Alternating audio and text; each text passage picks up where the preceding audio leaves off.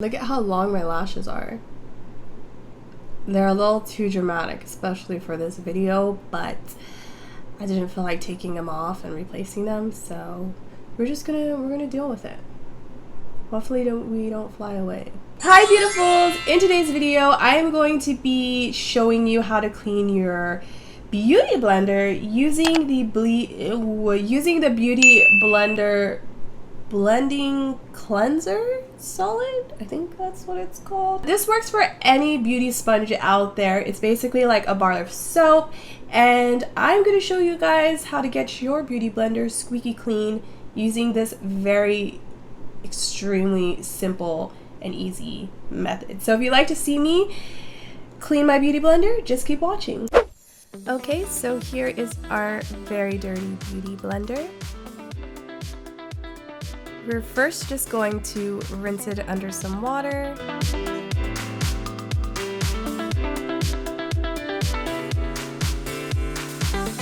Then we're going to take our soap, and I'm just going to stroke it along the soap.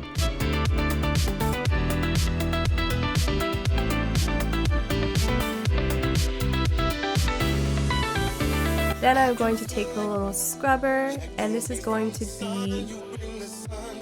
to help just give it a deeper cleanse.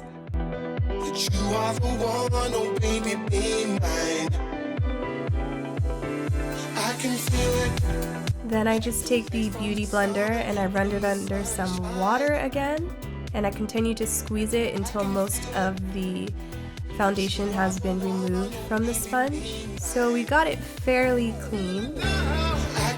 I'm just gonna go in one more time. Usually I only have to do this 2 times to get my beauty sponge squeaky clean. So here I'm just repeating the process. I swipe it back and forth, and then I use the scrubber.